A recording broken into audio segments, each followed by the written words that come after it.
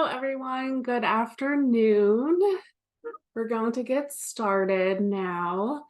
I'm so excited to see so many of you on here. You can feel free to turn on your cameras if you want. I definitely love seeing faces that have joined us, but totally fine if you want to keep your cameras off as well. Either works.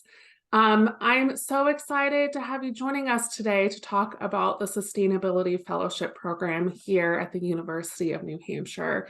We're always so thrilled by the level of interest we have in the program, and it's so much fun for me to have the opportunity to share some more about it with you. So here you can see our agenda for today. I'm especially excited and super grateful to have two fellowship alumni here joining us to speak about their experience. And we may have another one joining us as well. I'm not sure if Jovev is able to join us today. We'll see. But you can see here on the agenda, we have a lot to get through. We have about 45 minutes of material, and then we'll open it up to questions until 3 p.m. And before we start, I just want to let you guys know that we are recording this. So if you have to jump off for any reason, we'll be having it up on our website soon after, and I'll send it out to everyone who registered for today's event as well. So you'll be hearing from several of us today, as mentioned.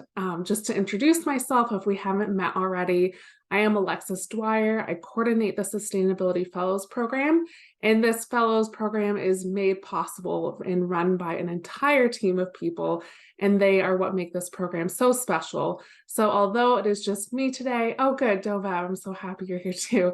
I wanted to let you know that there is a team that helps provide the support for this program, and that you'll get to interact with as a fellow. And in addition, you'll hear from two alumni of the program, Bella and Marie, both alums from 2023, and we have Dovav joining us here as well, who is a dean at UNH and a fellow alum, which is pretty incredible. All right, so just diving in, I know we have a lot of you on here today, and some of you may not be UNH students, which we love. So just to share a little bit more about UNH and how UNH is a leader in sustainability. This last year we celebrated last year, I guess, we celebrated the 25th anniversary of the UNH Sustainability Institute.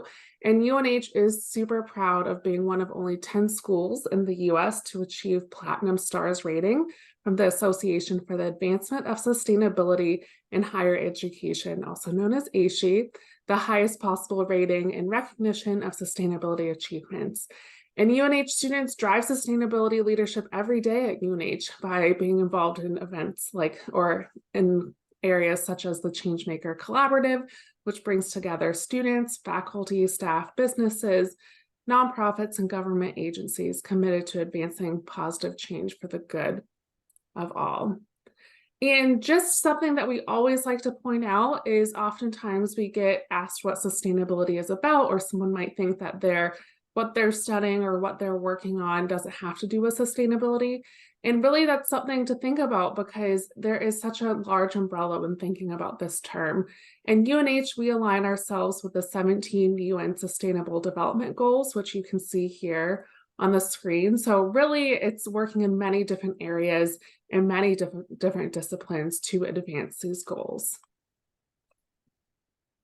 And one of the many ways in which we advance the SDGs at UNH is through a variety of programs and events that serve UNH's students, alumni, and as a land, sea, and space grant university, also how we serve regional businesses, nonprofits, and the community at large. You can see some of those programs listed here. And if you're interested in learning more, you can check out these different programs on the UNH Sustainability Institute website. But of course, today we're here to talk about the Sustainability Fellowship. So that's what I want to dive into now. So the fellowship is all about matching amazing students or post-baccalaureates like you with excellent organizations that are doing important work in sustainability. We set the stage with well thought out and planned projects in a collaborative atmosphere, and in turn, our goal is to build resilient communities in a resilient world. So we have 3 goals with the fellowship. The first is to make an impact. So we look for projects we make sure that they're designed to get something done and sustain the organization or company into the future, which then also creates an impact in the communities and the region that you're working in. And second, we hope to create an immersive and high quality learning experience for all of you, possibly even career launching experiences for fellows who are interested in engaging in sustainability careers. And third, these projects in the summer cohorts come together to be a part of our network of sustainability professionals who are working and learning together throughout the summer and throughout the rest of your careers. So that's an overview of the program. So now let's dive into it a little bit further and discuss what sets this opportunity apart from maybe other possible internships. So what sets it apart, you can see some things listed here on the screen, is that not only would you be working as like a fellow at one organization, but it'll be a part of a bigger program that has multiple advantages and assets. So first of all, we designed the projects so that you actually take ownership of them. You'll come in and take responsibility of the fellowship project and have autonomy and ownership over your work. And then these projects are designed to have tangible outcomes. So thus at the end of the summer, you'll have accomplished a project that you'll be able to add to your portfolio. And you'll also be adding something to that organization and the community as a whole as well, right? And then you'll also be a part of a cohort of fellows that will be working on different projects at different types of organizations. So there'll be an opportunity for you to cross-pollinate with ideas and resources, and then the advantage of just learning from the experience of fellows who are working on all different types of projects of sustainable in the sustainability realm. So it can really give you a broad idea of the possibilities within the realm of careers and sustainability all in one summer. And I mentioned earlier about the network that you'll be joining. The network is a huge advantage of the summer, and then for your future as well. You'll be able to rely on the active network for support, mentorship, and for information and resources. The network is made up of all the organizations that we work with and the alumni that have been through the fellowship program. And additionally, not only will you have your fellow fellows with you during the summer, but also the fellowship team here at UNH. There's a whole professional development component of the program that is in addition to your experience with your host organization, and you'll have the chance to participate in training, practice your skills, and engage in learning with your peers. So also as noted here, it is a paid opportunity, and this has been an important part of the program because we believe you should be compensated for your work and skills that you bring to the table. And as we've already said, at the bottom of the screen here, you can say it's focused again, you're really going to be making an impact. So the time you spend this summer is going to make a difference to these organizations and working on a project that will create lasting change. So what does that mean this summer looks like? So you'll be primarily focusing on one fellowship project at your host organization during the summer. You may be in person with the organization, working remotely, doing a hybrid model of in-person remote, depending on the project, and you'll be working on a day-to-day basis with your host organization. And at the same time, there are program activities organized by UNH that you also participate in. So those activities are really designed to set the stage for collaborating with your other fellows and to offer you support throughout the summer and make sure that we're helping you to develop your skills throughout the summer. So some of the highlights you can see here on the screen, we start the summer off with a 2-day orientation where you'll get a chance to know all the other fellows, all of us with the UNH team and other organizations, as well as learn a little bit about all the projects that will be going on during the summer. And this will really lay the foundation for collaboration with everyone over the course of the summer. And then just a few short weeks after orientation, on June 17th and 18th, we'll have an in-person gathering to connect and support one another in your work to make sure you have the resources and proper plan and tools in place to complete your summer projects. And during the summer, on a weekly basis, there are a few different activities that will take place. You'll meet with a small group of fellows in your advisory group. These are fellows who are working on projects that will be related to yours in some sort of a way. And that smaller group out of the larger cohort really becomes a sort of sounding board, a place to work out issues, talk to others about the work that you're doing. And each of the advisory groups has 2 advisors that we help match you with to help guide the group as well. So that's a lot of support, as you can tell. And in addition to that, we also have an alumni webinar series. So you'll get to hear from professionals who are working in the field in different areas of sustainability, as well as a professional development series as well. So those are some of the highlights to supplement with your project. So as you can tell, it really is a robust program. We are entering our 16th year, with this summer, upcoming summer, being the 17th cohort. So you can tell we've had the time to create thoughtful support and programming to create this unique fellowship experience. So this is a good time to point out that this fellowship experience is a full-time effort. So we encourage, if you're going to do this, to make sure you're available to focus on a fellowship basically full-time for the summer. So one of the questions we get a lot is, are the fellowships fully in person? So some of them are in person, some are fully remote, some are a hybrid model. Thus, for some, you might need to relocate depending on where your location is. And then for others, you may not have to. When the position descriptions themselves are released, that's where you'll see it, because it'll be listed specifically for the project you're applying for. And schedule-wise, most schedules are worked out between the fellow and the host organization. So just in terms of where it might be, it could be fully remote, fully in person, or hybrid. And we've really seen the advantages to being fully in person or hybrid, just because you get an added benefit of that interaction with not just your host mentor, but maybe other people at the organization, getting that really full immersive experience and expanding your network as well. So, as mentioned, we have some alumni who are joining us today. So excited to have them talk a little bit about their experience, give us a better glimpse into what it's like to be a fellow. So thank you so much for joining us. Marie, we'll kick it off with you. Thanks, Alexis. Hello, everybody. I'm very excited to see so many people here interested in learning about what was a really awesome fellowship that I did this past summer. So I'll just introduce myself briefly. I'm a PhD student at UNH, or a PhD candidate, actually. Just passed my qualifying exams, and I am in the education department studying curriculum and instruction. My background is in teaching. I was a teacher for many years, as well as a curriculum designer. And I did a fellowship directly with the Sustainability Institute this past summer, actually, which ended up being a really incredible experience. I worked with several folks who are also faculty members at UNH in the Sustainability Institute, who designed a new course of 2 years ago now called the Carbon Clinic.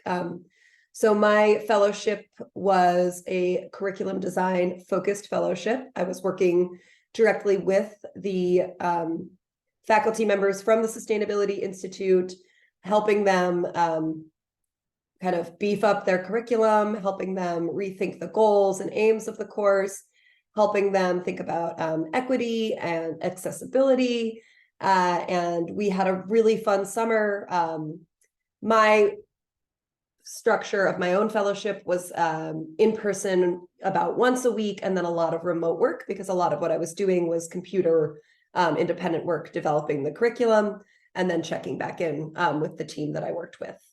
I know that some other folks had more remote schedules, and then I know some other folks had completely in-person schedules. One of the women in my cohort spent the summer at Hurricane Island. So she needed to be there to learn about the island and its ecosystem and help them with developing the work she was doing with them. So some of the things about the program that I found to be incredibly meaningful and helpful were the not just the relationships that I had the opportunity to build with my direct fellowship people, but also with the mentors and the advisory group that I was paired up with.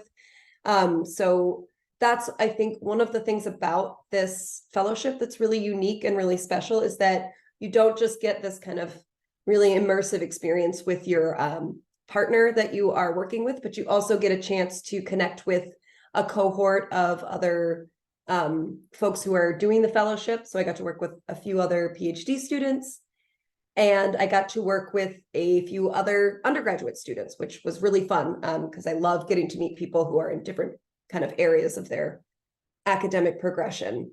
And we had weekly meetings every other week with our mentors, every other week by ourselves. So we got a really great chance to interact with the mentors that we were partnered with and really ask questions and kind of build a community. And then we also got a chance to meet without our mentors. And sometimes we had really focused discussions, and sometimes we just caught up for an hour and talked about how our summers were going, or a vacation we had taken the week before, or something like that. So it was a really nice balance from my perspective of getting that kind of focused community, but also just having a supportive community that would kind of, if you were stressed out about something with your fellowship, you could send an email or a text to one of the people in your advisory group.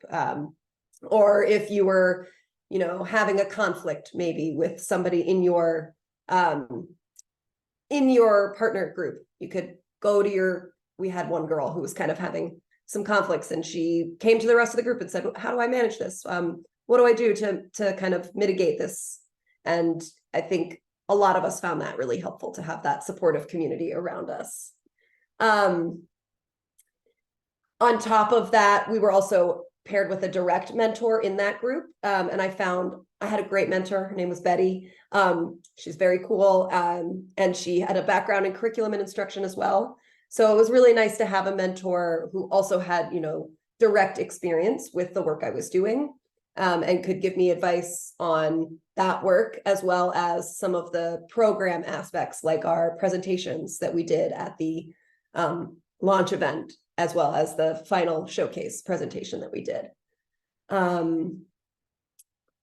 Looking back on the fellowship, one thing I wish I had known at the beginning was how much of that professional development support that I ended up receiving. That was incredibly helpful for me because I'm at a place in my program where I'm starting to apply for jobs.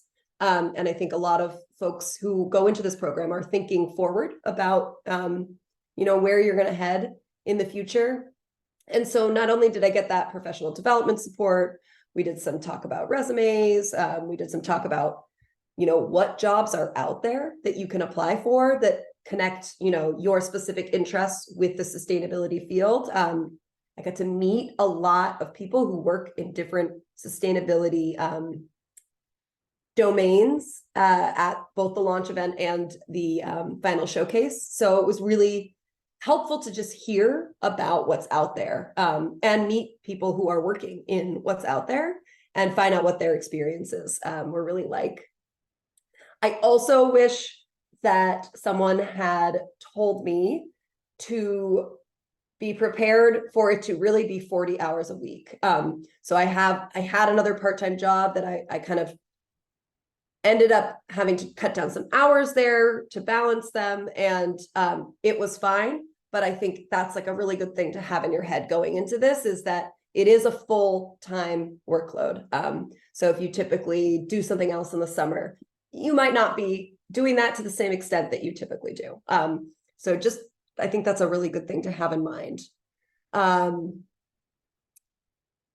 Yeah, and I personally did not have to move for the fellowship, but I know, some people had to travel in and make adjustments. So I think that's another thing just to be thinking about is when you're looking at specific fellowships, thinking about where your partner is located and making sure that you're planning ahead so that if you do need to be in Portland, Maine 4 times a week and you don't live in Maine, that's a good thing to have in your mind as you're kind of preparing to go into the summer. Yeah, that's all I have to say. Amazing, Marie. Thank you so much. And I don't know if you're able to stay on to the end or not, but we may have some questions that pop up specifically for past fellows. So that would be amazing. Awesome. Yeah, I can hang on. Perfect. Thank you. All right. Well, next I'll pass it off to Bella. Thank you so much, Bella, for sharing your summer experience. Hello, everyone. It's great to see you, Alexis. My name is Bella Jacques. I was in the 2023 summer cohort, and I'm currently a senior studying community and environmental planning, along with a sustainability dual major and a minor in business. I can't stay on for the whole time, so I'm going to pop my email in the chat right now. So, and if any of you would like to reach out with questions, I'd be happy to answer. Um, but this past summer, I was able to work with a new nonprofit called the New England Young Fishermen's Alliance. And they're new as of 2022. So my experience was unique in the way that my mentor was also the executive director of the nonprofit. So we worked together, and the mission I had over the summer was based around storytelling and community outreach. So I worked on different projects that helped portray the fishing industry of New England in a new way, using videos and their social media and talking with our different partners and everything. So it was a really unique and fun experience. And this position was also a bit of hybrid. Since my mentor, Andrea, had to do a lot of work, we kind of scheduled our weeks on Mondays, and I'd have projects on a deadline and work to meet them on my own time, and then also going out to do those interviews and such on my own time. But so it was a bit more remote, and I think that made it really exciting because I was able to feel a bit more independent in the work, and she gave me a lot of creative liberty. So I was making these mini documentaries to be posted on their Instagram, and got to go out on the lobster boats and meet different people in the industry, which was so fascinating. And I learned so much about that as a whole.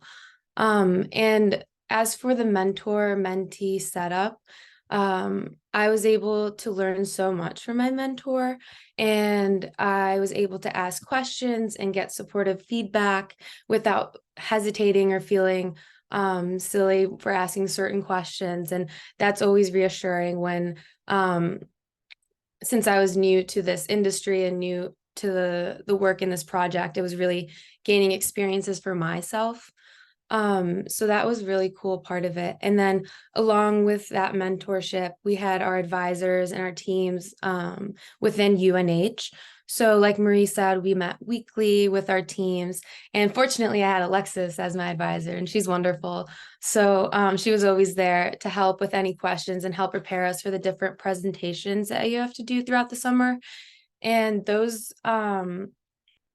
the UNH aspect, I think, was really helpful because being able to learn how to present the work you're doing in a very quick but understandable way helps other people connect with your project more, and helps you connect with your project more. So practicing that throughout the summer was really helpful, and then also having that supportive group to be around, and honestly, those friends that you make throughout the cohort was some of my favorite parts as well. And then I think looking back, I definitely would have wanted to tell myself how much time management I needed to know, or wish I like told myself to manage my time better in the beginning, because it was my first time working a mostly remote position. And so having to get things done on a deadline and holding myself accountable was something that was new to me in a full-time job. So that was a really cool skill I was able to learn and adapt to. And also, I would have wanted to reach out and get to know my fellows way earlier, because there's such an amazing group of people, and all the projects are so cool. I'm sure when you get the project descriptions, you'll want to apply to all of them, because it's always an ambitious group of people who want to do good. And I really appreciated the time we got to have together in person and on Zoom. and the summer flies by, so make sure to take advantage of that. And I also would advise you to look at all of the projects and all of the descriptions, because you don't really need to be an expert in the work that's being offered. But I think if you're very interested and driven and ready for just an amazing challenge, this is a great place to start and a great place to apply yourself to learn more. So don't hesitate to send in an application for something that you may not have like the strongest background in, because I have a passion for food systems and wanted to see what the fishing industry in New England was like and dive deeper into that. And so fortunately, I was able to have this experience, and it turned out into way more than I expected. And I couldn't be more grateful to the Sustainability Institute. And after the summer, Andrea, my mentor, offered me a part-time job. And so I'm continuing it and moving forward with the opportunities that came from this summer. So I wish you all the best of luck, and I hope you take advantage of this because it's so incredible. Amazing, Bella. Thank you so, so, so much. That I just, you can tell we just love our fellows, and the group of 40 really get close too.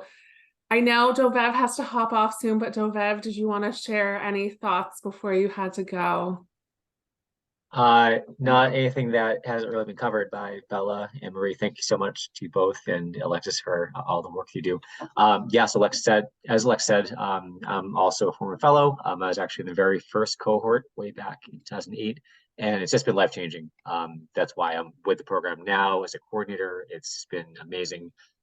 There's about 260 of us now across the US and beyond, doing all kinds of work in sustainability. So, I mean, we really are, if you're looking for a career in the sustainability realm, this is a great way to get into that. You're both getting trained on literally, that summer that you're a fellow, and all of the networking opportunities and beyond that you'll get through your fellows, past fellows, the mentors. It's really the connections that you'll get and the mentorship you'll get out of that. It's invaluable. So I really encourage you to check it out. It's unbelievable. We're looking forward to seeing all of your applications, or at least many of you, in the next few months. Excellent. Thank you so much, Dovev. I know that the summer will be here before we know it, and we're so excited, like Dovev said, to read all of your applications. So thank you so much to Marie, Bella, and Dovev. I hope that gives all of you in the audience a little bit more of a perspective of what it's like to be a fellow. And now I want to dive into a little bit more about what the project types we generally have for the summer and how to apply for the program. And then we'll open it up to questions. So this summer, we're hoping to have about 45 projects to select from. Some of those projects will be specifically for undergraduates, and others will be for post-baccalaureates, which is considered anyone who has graduated as of May 2024. And if you look at the projects when they're posted online, they'll be divided between the two. And projects each summer fall into all different categories, such as the categories that you see here. We have everything from cities and town municipalities to big companies and nonprofits in different locations of where the work is taking place. Some examples of last summer, we had Toms of Maine, we had Badger, we had the town of Durham, the town of Dover, we had Lint, we had Hypertherm, and then like Marie had a project here at UNH. There's so many different projects and so many different types of work in different locations of where the work is taking place. And there's also a variety of the different types of actual work that we will be working on. So as an example, last year, the work fell into 5 different themes, and those themes were resilience and research, shared value, data, energy, and GHG, producer consumer alignment, and community engagement. So that's a quick overview of the projects you may find for the summer. We're currently reviewing all of the host organization project applications and plan to have the project descriptions posted on December 22nd. So that's really an exciting day for all of us, because like Bella mentioned, you'll really want to look at all of them, because some of the projects, it might be with a specific company that you're familiar with, and you might think, oh, I don't have anything to do with engineering. but the project itself might actually align with your work. You could be surprised. Some of them, you see the name as one thing, but their project is very specific maybe to your skills. So highly recommend, like Bella said, to read through all of them. And for all of you who have registered for this webinar, you'll be the first to know when those go live. I'll send out an email to all of you, so you'll be the first to know. And in addition to being different types of topics to work on, kind of like I already mentioned, in the different organizations, there are also the different focus areas for each type of work. So once again, really read them all because you might be surprised what the organization is looking for. Some of them are going to be looking for more technical academic research and analysis type projects. Some will be more focused on policy and planning, implementing new programs, working with the government, and others will be focused on communication, reaching out to communities and engaging community members in the work. So in addition to there being different themes, there are also different kinds of work that you might be doing for the fellowship. So really read them all. They're all over the excitement of the opportunities. So kind of going into that, how should I choose a project? So when going about thinking about the projects that are right for you to apply for, which you can apply for up to 2, there's a few things to think about. So first, of course, is the topic something that you're interested in, wanting to know more about? Is this type of work appealing to you? As mentioned earlier, some are data analysis focused, others are community engagement focused. Do you like to talk to people all the time, or do you like to analyze data? Think about the type of work that you'd like to be doing for 40 hours a week, because you'll want to enjoy the work that you're doing. And perhaps you also have skills or experience that you want to gain as a result of the work. So think about whether these projects are going to offer you that opportunity. And again, all different kinds of organizations to work with. Maybe you've come to the fellowship because you want to engage specifically with a type of organization. Maybe you're interested in municipal government, or maybe you want to see what it's like to work for a nonprofit. And this really offers you the chance to think about the organization you'd like to have an experience with. And then, of course, qualifications. If you want to be awarded a fellowship, try to apply for one that you're qualified for, but also at the same time, it might be a stretch, like Bella said, but if you're motivated and interested in the topic, we highly recommend you apply. So let's talk a little bit about eligibility. We've kind of talked a little bit here and there about it, but just to make sure it's clear, there are 2 different cohorts of projects. One set of projects are designed specifically for undergraduates from UNH. So those will be students who have not finished their undergraduate degrees before the start of the summer. So those are first, second, and third year students at this point. And then we also have the post-baccalaureate cohort. So this is a separate set of projects that are designed for students who will have finished their undergraduate degrees before the program starts. So those are open to post-baccalaureates from UNH and post-baccalaureates from any one of the US with a US university affiliation. So for those projects, current seniors would be considered because they will have finished their degrees before the program starts, as well as we consider recent graduates and graduate students. As you heard, Marie is a PhD candidate, so you have a lot of those, and master's students or people in between their undergrad and master's programs. And you'll notice that the compensation is a little bit different for those groups of projects, and that's because the students in the post-bac cohort will likely have had more training and more experience and be able to offer their organizations a little bit higher level of work.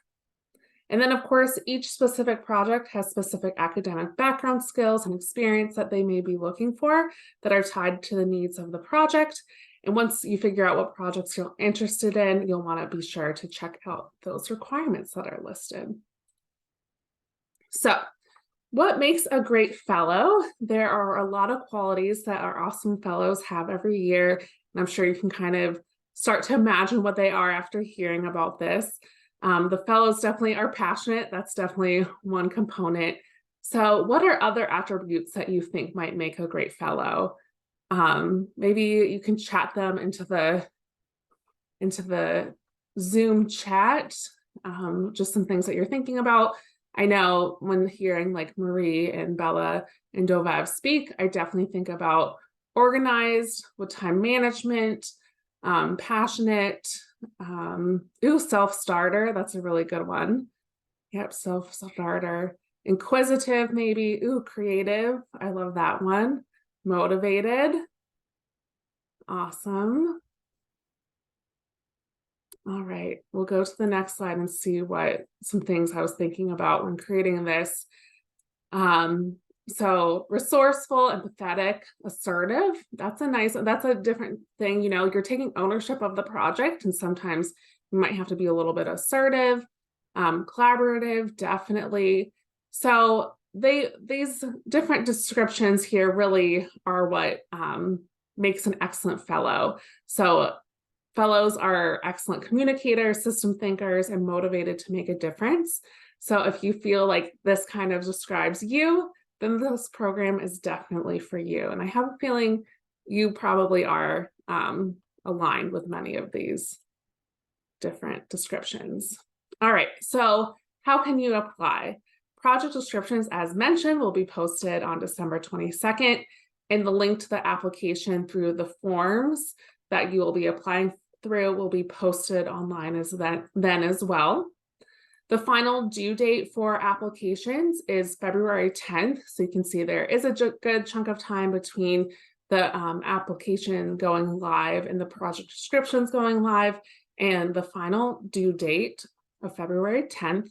And so you'll have some time to think it through, but you'll definitely want to get it in by February 10th.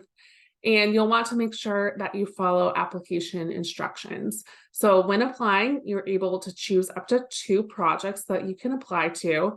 You don't have to apply to 2. You can only apply to 1 if you'd like, but there's an option to apply to a maximum of 2. I highly recommend it just because it's going to increase your chances of getting an interview.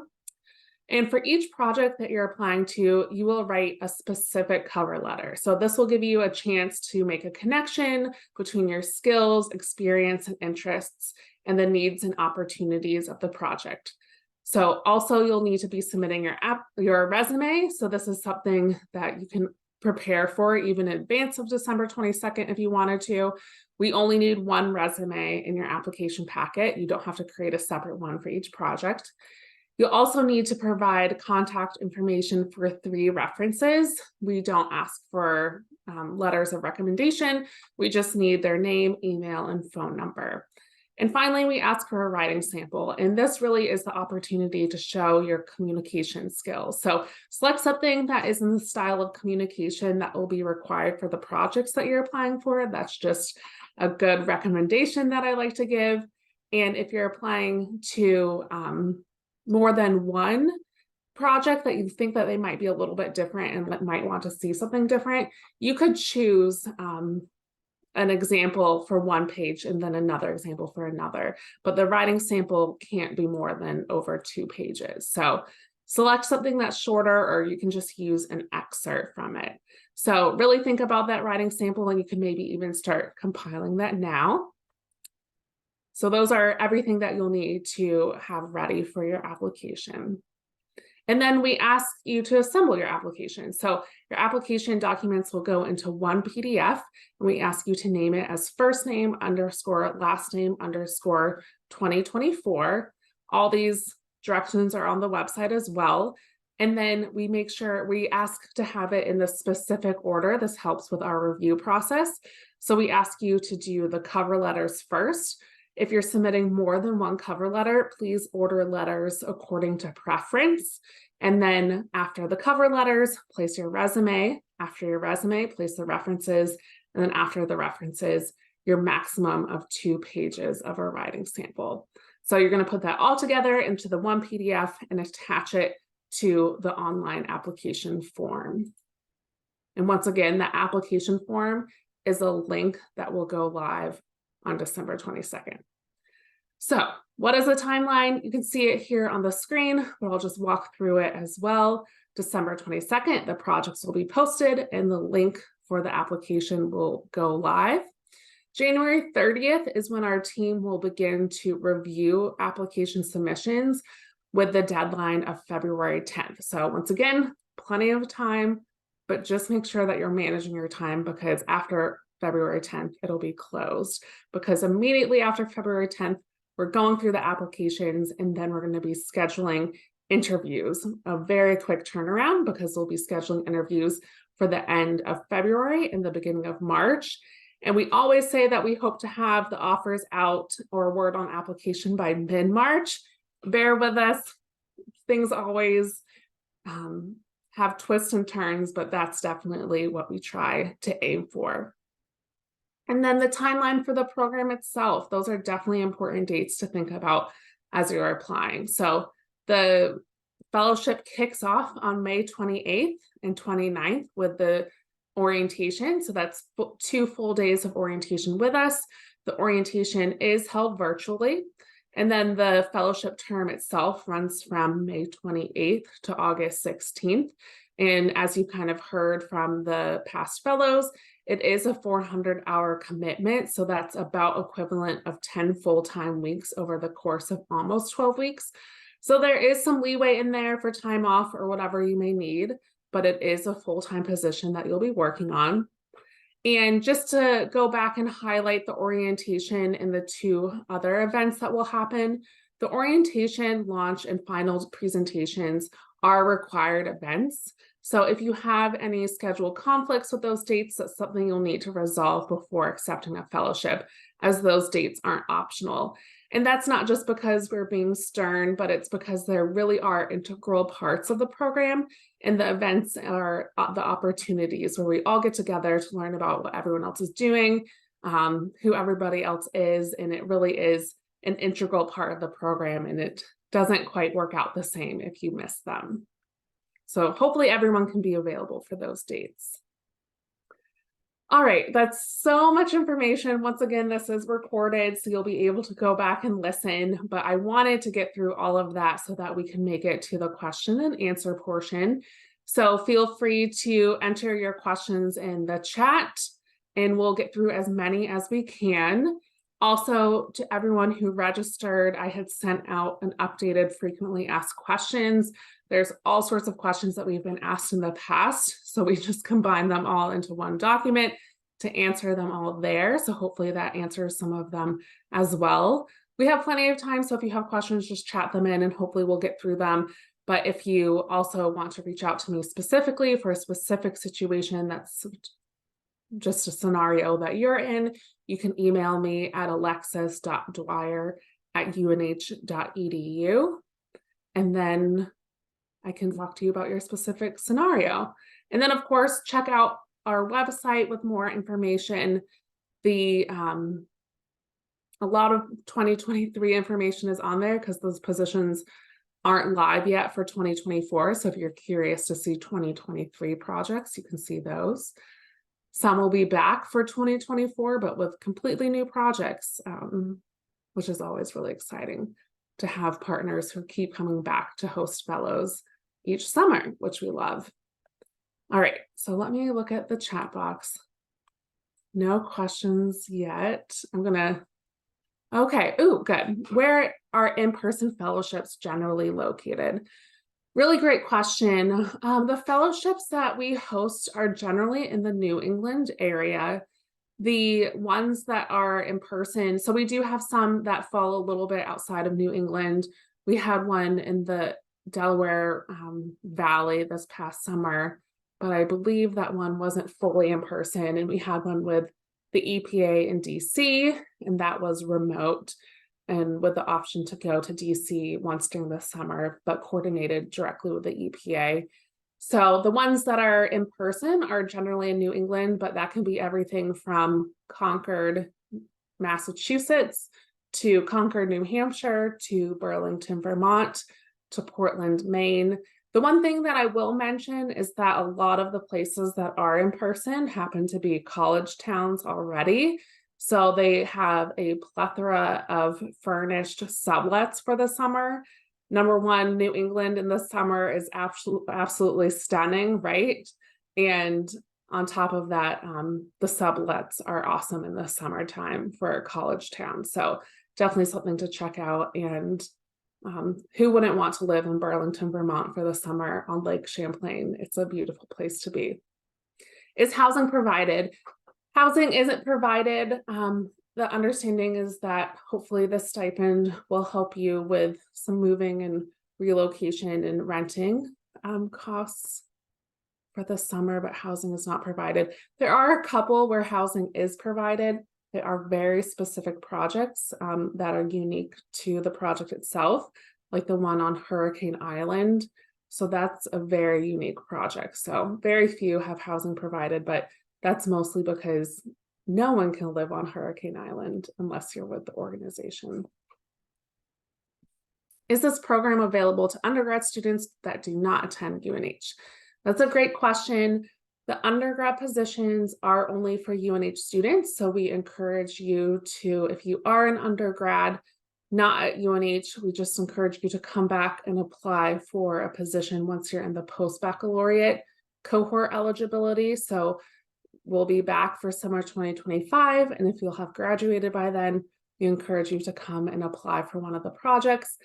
The projects for the summer really fast track your careers because it's a quick 3 months, but you have elevated your career to a new level where you have taken ownership of a project. And a lot of employers look at your resume a little bit differently because it wasn't just a 3-month internship, or it wasn't just a 3-month entry-level job. You've really added something to your portfolio. And that network that Dovette really mentioned earlier, it helps with your career as well.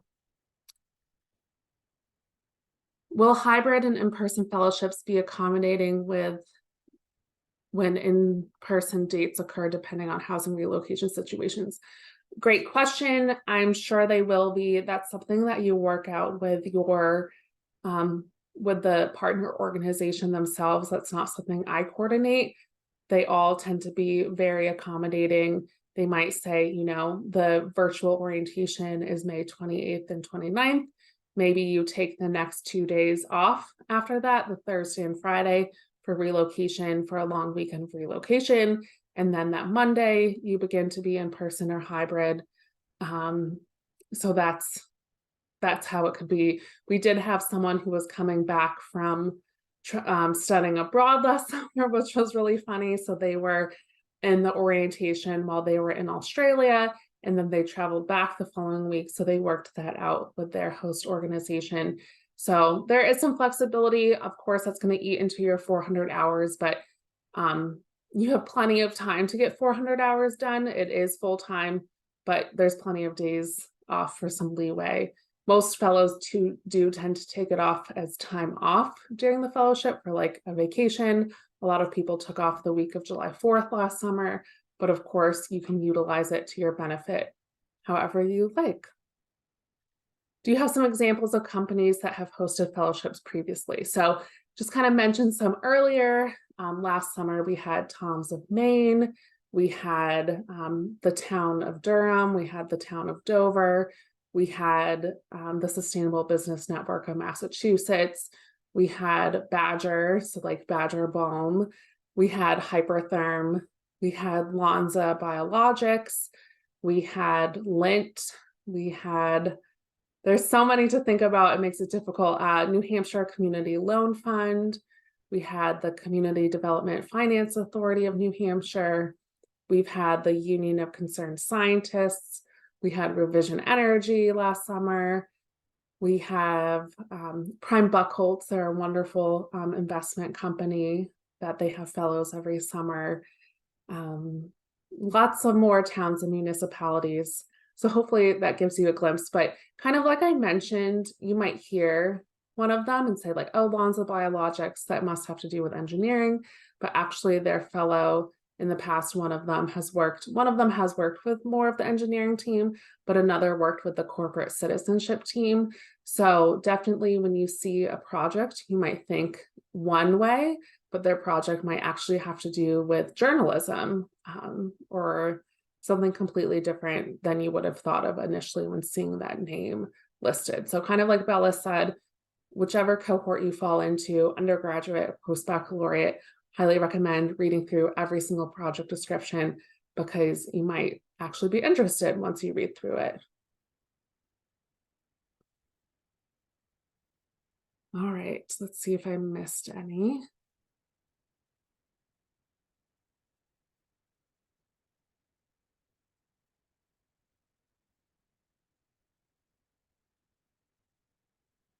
think we got them all. Any more questions? Thank you so much for joining us. If there's a question that pops in, I'll still answer it, but just really, you've taken the time to attend this, which is excellent, and watch this. So now you have a really good idea of what can set your application apart. Like I said, you could even brush up your resume now to get it ready. You could reach out to figure out who your 3 references will be now, and you'll just need to put together your 2 cover letters if you're applying for 2, and then your writing sample when the time comes.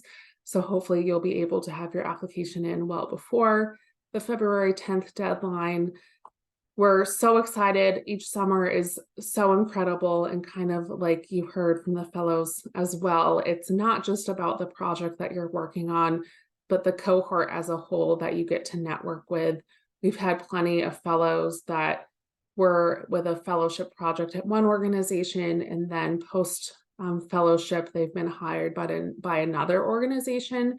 So we really do talk a lot about professional development and utilizing the time for networking, and then taking advantage of that network. So that's something that will guide you through the summer from the start of the orientation. And it really is not just something to take advantage of, but it's just an incredible group of people who will inspire you. And I know at the launch event, we all were just amazed by all the different projects that were taking place, and getting the opportunity to meet together in person to talk about the projects that other fellows are working on, and how they're tackling that work, and what skills they're using, and maybe sharing some different resources that they're utilizing to complete their projects, or even sharing some professional development classes that they've taken advantage of for different extra learning opportunities. So it really is an incredible group, and it's not just you working with your one host organization. But of course, that is a majority of your summer as well. All right, that looks like all the questions. You have my email, and you have the frequently asked questions, and I have your email, so you'll be the first to know on December 22nd when those go live. But we're so excited about all the enthusiasm around the fellowships, and we're excited that we're beginning to take shape for 2024. Thank you guys for joining. Have a great rest of your day.